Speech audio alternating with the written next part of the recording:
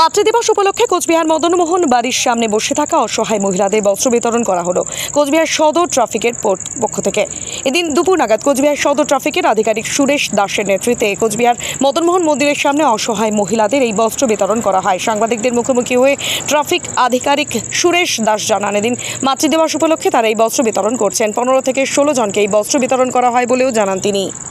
আজকে মাতৃদিবস উপলক্ষে সদর ট্রাফিক গার্ডের তরফ থেকে কোচবিহার ডিস্ট্রিক্ট পুলিশের আন্ডারে একটা উদ্যোগ নেওয়া হয়েছিল যে সমস্ত মায়েদের এখানে যারা রয়েছেন মদনমোহন বাড়ির সামনে এনাদের মধ্যে শাড়ি বিতরণ করা হয়।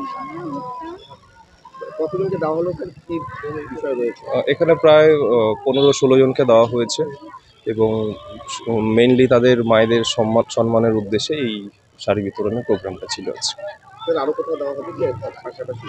হ্যাঁ, আরও আমরা দেখছি যদি এরকম আমরা কাউকে পাই তাদেরকে দেওয়া।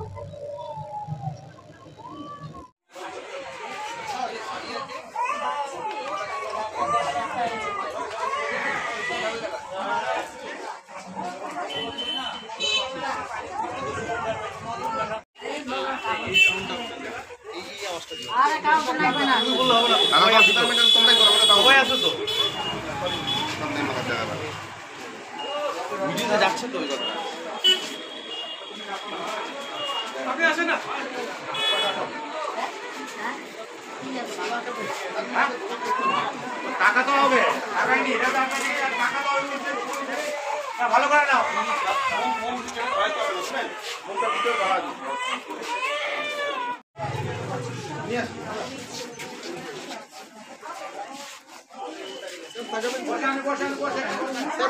এই বাজুদা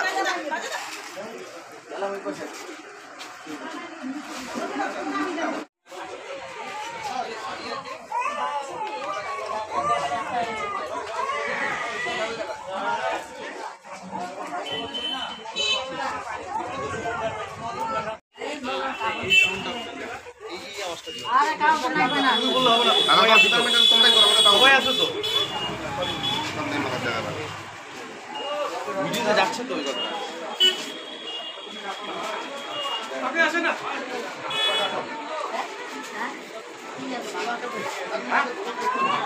টাকা তো হবে, টাকাই নি, টাকা তো ভালো করে নাও।